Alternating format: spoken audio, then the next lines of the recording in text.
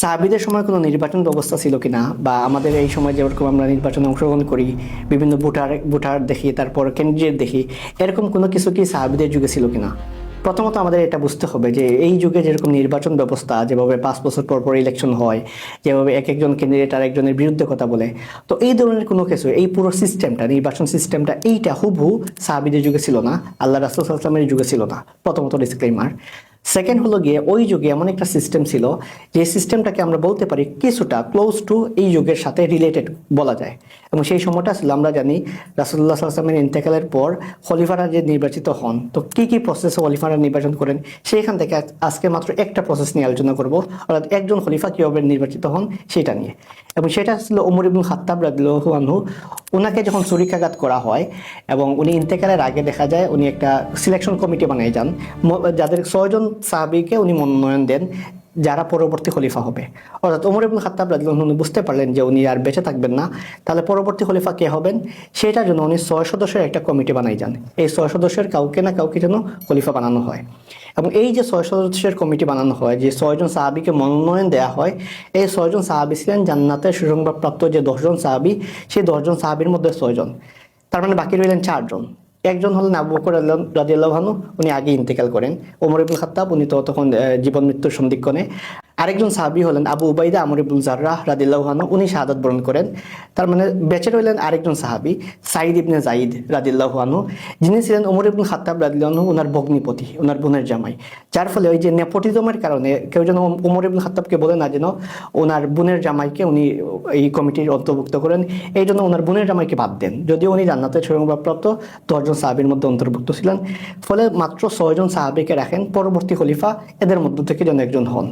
এই 6 জন ছিলেন উসমান রাদিয়াল্লাহু আনহু, আলী রাদিয়াল্লাহু আনহু, আব্দুর রহমান ইবনে আউফ রাদিয়াল্লাহু আনহু, তালহা রাদিয়াল্লাহু আনহু, জুবাইর রাদিয়াল্লাহু আনহু, সাদ ইবনে আবি ওয়াক্কাস রাদিয়াল্লাহু আনহু। এই 6 জন ছিলেন মনোনয়ন পান ওমর ইবনে খাত্তাব রাদিয়াল্লাহু আনহুর পক্ষ থেকে পরবর্তী খলিফা হওয়ার জন্য।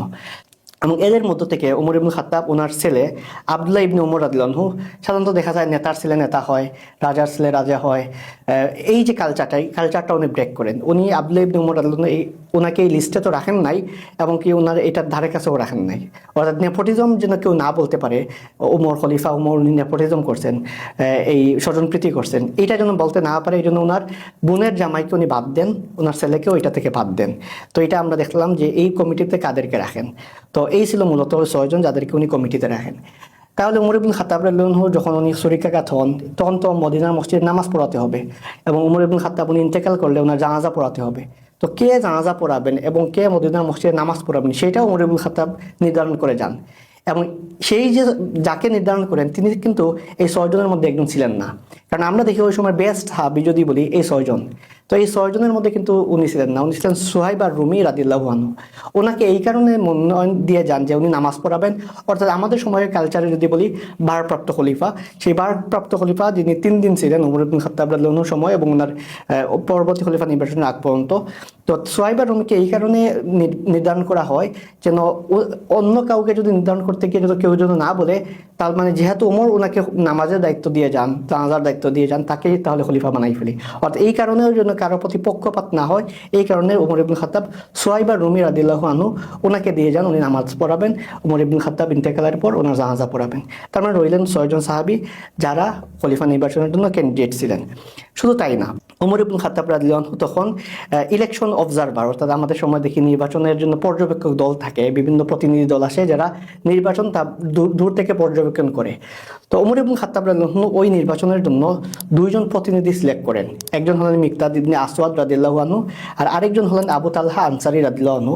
এই 2 জনকে ওমর ইবনুল খাত্তাব ওই যে পরবর্তী যে খলিফা কে হবে সেটার জন্য প্রতিনিধি দল হিসেবে সিলেক্ট করেন, যে তারা অবজার্ভ করবে এই 6 জনের মধ্যে কে হচ্ছেন না হচ্ছে, এইটা একটা ব্যাপার। এবং এই শুধু তাই না, এই যে সিলেকশন করতে গিয়ে যেন কোনো ধরনের ঝামেলা না হয় সেটার জন্য ওমর ইবনুল খাত্তাব একটা পুলিশ টিম গঠন করেন, যার নেতৃত্বে ছিলেন আবু তালহা আনসারী রাদিয়াল্লাহু আনহু। ওনাকে বলেন যে তুমি তোমার গোত্র থেকে 50 সদস্যের একটা টিম নিয়ে আসো, যারা এই যে সিলেকশনের সময় বাইরে থাকবে, পাহারা দিবে, কেউ যেন কোনো ঝামেলা না করে।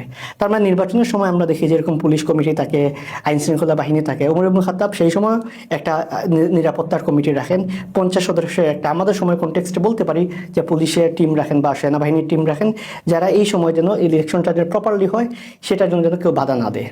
তার মানে বাকি থাকলেন 6 জন। এই 6 জনের মধ্যে যে কোনো একজন খলিফা হবেন, এবং এই ওমর ইবনে খাত্তাব রাদিয়াল্লাহু আনহু বলে যান এই 6 জনের মধ্যে একজন খলিফা হবেন যদি আরেকজন বিদ্রোহ করে তাকে যেন হত্যা করা হয়। অর্থাৎ 6 জনের মধ্যে একজন হইতে হবে, এখানে 2 জন হওয়া বা এরকম কিছু হওয়া মতানৈক্য যেন না হয়, যে একজন হবে তার প্রতি যেন সবাই আনুগত্য করে।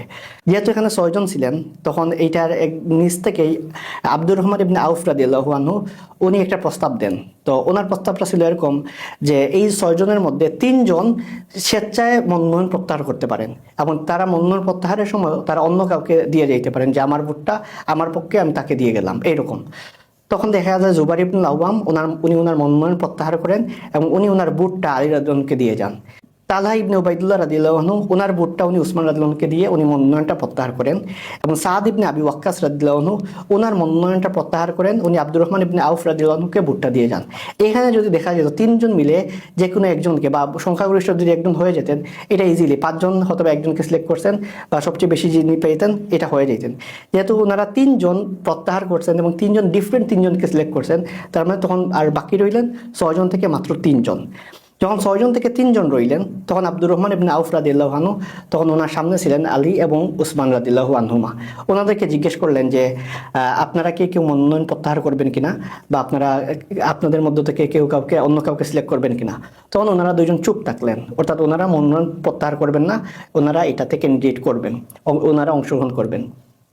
তার মানে এটাও বোঝা যায় যে সাহাবীরাও কিন্তু এই যে নেতৃত্ব চাওয়া, নেতৃত্ব লাভের জন্য ওনারা এটা চাইতেন, এমন না যে ওনারা, এবং এটা দোষের কিছু না, ওনারা দুজনও চাইতেন যে ওনারা খলিফা হন, এবং এটা কখনোই দোষের কিছুই না, এবং ওনাদের এটা খুবই স্বাভাবিক ছিল।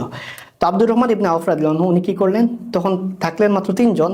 তখন আব্দুর রহমান ইবনে আউফ রাদিয়াল্লাহু আনহু উনি কি করলেন, ওনার নিজের মনোনয়নটা প্রত্যাহার করে বললেন, তাহলে আপনাদের দুজনের মধ্যে আপনার দুজন কি আমাকে এই নির্বাচন কমিশনের কমিশনার, বা ওই আমাদের টার্মে বলতেছি কমিশনার, যে আপনারা দুজন কি এই নির্বাচন পরিচালনার জন্য আমাকে মনোনীত করবেন কিনা, অর্থাৎ আমি আপনাদের দুজনকে নির্বাচিত করার জন্য যা যা করা দরকার আমি করবো, এটা কি আপনারা মানবেন কিনা আমাকে। তখন আলী রাদিয়াল্লাহু আনহু এবং উসমান রাদিয়াল্লাহু আনহু ওনারা দুজনই কিন্তু আব্দুর রহমান ইবনে আউফ রাদিয়াল্লাহু আনহু উনাকে মেনে নেন। অর্থাৎ আব্দুর রহমান ইবনে আউফ রাদিয়াল্লাহু আনহু এই দুজনের মধ্যে যে কোনো একজনকে সিলেক্ট করবেন, এবং সেটার এখতিয়ারটা আব্দুর রহমান ইবনে আউফ রাদিয়াল্লাহু আনহুর উপর তারা তুলে দেন। তখন আব্দুর রহমান ইবনে আউফ রাদিয়াল্লাহু আনহু মদিনায় যারা ছিল, মদিনার পুরুষ নারী, মদিনার বাইরে থেকে যারা গেস্টরা আসে, যেহেতু ওমর ইবনে খাত্তাব খলিফাকে ছুরিকাঘাত করা হয়, ওনাকে দেখতে অনেকেই আসে, অনেক গভর্নররা আসে, তখন সবার সাথে মতামত নেন, সবাইকে জিজ্ঞেস করে আচ্ছা বলো তো কে হইতে পারে। যেহেতু ক্যান্ডিডেট 2 জন, উনি প্রত্যেকের ঘরে ঘরে যান, এবং বলা হয়ে থাকে এই যে 3 দিনের মধ্যে যে ওনাকে যে কোনো কাউকে ইলেক্ট করতে হবে, এই জন্য উনি প্রত্যেকটা ঘরে যান 72 আওয়ার্স, প্রায় 3 দিন উনি ঘুমান নাই, না ঘুমিয়ে সবার মতামত যতজনের সম্ভব মতামতটা নেন। এবং এই মতামতটা কিন্তু এইরকম বর্তমান সময় ভোটের মতো ছিল না, উনি কিন্তু স্বেচ্ছায়, যেহেতু ওনাকে দায়িত্ব দেওয়া হয়, উনি স্বেচ্ছায় প্রত্যেকের কাছে যান, প্রত্যেকের কাছে গিয়ে মতামতটা আনেন, যে এই 2 জনের মধ্যে কাকে আপনি যোগ্য মনে করেন, কেন মনে করেন, এই মতামতটা উনি কালেক্ট করেন।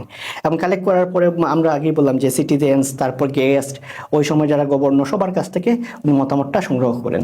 যখন মতামতটা সংগ্রহ শেষ হয়, দায়িত্বটা ওনার কাছে আসে রোববারে। তো রোববার থেকে সোমবার, মঙ্গলবার, বুধবার, এই 3 দিন উনি পুরো দায়িত্বটা পালন করেন। বৃহস্পতিবার ফজরের সময় আব্দুর রহমান ইবনে আউফ রাদিয়াল্লাহু আনহু উনি মিম্বারে উঠে উনি অ্যানাউন্স করবেন এই 3 দিন উনি যতগুলা মানুষের জনমত নেয়ার পর কাকে পরবর্তী খলিফা হিসেবে নির্বাচিত করা হবে। এবং উনি মিম্বারে উঠে ফজরের নামাজ শেষে উনি একটা ভাষণ দেন, এবং সেই ভাষণে উনি সবার আগে আলী ইবনে আবি তালিব রাদিয়াল্লাহু আনহু ওনাকে ইন্ডিকেট করে বলেন, ওনাকে উদ্দেশ্য করে বলেন, হে আলী, আমি জনমত যাচাই করলাম। অর্থাৎ উনি কি করছেন, জনমত যাচাই করছেন। হে আলী, আমি জনমত যাচাই করলাম, সবাই ওসমানকে উপযুক্ত মনে করে। অর্থাৎ আব্দুর রহমান ইবনে আউফ রাদিয়াল্লাহু আনহু ওই সময় মদিনার আশেপাশে সবার যে জনমতটা নেন, আমাদের সময় বলতে পারি সবার যে ভোটটা নেন, কে কাকে উপযুক্ত মনে করে, সেই ভোটটা নেওয়ার পর উনি বলেন যে জনমত যাচাই করলাম, এবং করার পর আমি যে জিনিসটা দেখলাম, সবাই ওসমানকে উপযুক্ত মনে করে, এবং দ্যাট মিনস ওসমান রাদিয়াল্লাহু আনহু হবেন পরবর্তী খলিফা। এবং এটা বলার পর আব্দুর রহমান ইবনে আউফ রাদিয়াল্লাহু আনহু সবার আগে ওসমান রাদিয়াল্লাহু আনহুর হাতে বায়াতবদ্ধ হন।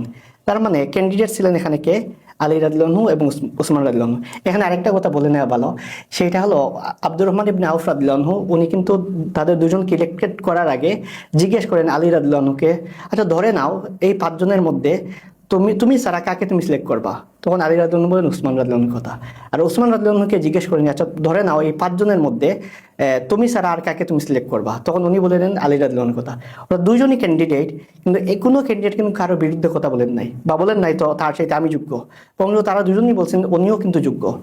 তো এর ফলে দেখা যায় যখনই আব্দুর রহমান ইবনে আউফ রাদিয়াল্লাহু ওসমান রাদিয়াল্লাহুর হাতে বায়াত গ্রহণ করেন, পরবর্তীতে সেকেন্ড বায়াতটা গ্রহণ করেন আলী রাদিয়াল্লাহু। অর্থাৎ তারা দুজনই ক্যান্ডিডেট ছিলেন, কিন্তু তারা একে অপরকে মেনে নেন। এবং দেখা যায় আলী রাদিয়াল্লাহু বলেন না যে কেন আমাকে সিলেক্ট করা হলো না, কেন এটা হলো, বরং উনি দেখা যায় উনি ওসমান রাদিয়াল্লাহুর সময় ওসমান রাদিয়াল্লাহু যে মন্ত্রণালয়, সেটা একটা মিনিস্টার হিসেবে, মন্ত্রী হিসেবে দায়িত্ব পালন করেন।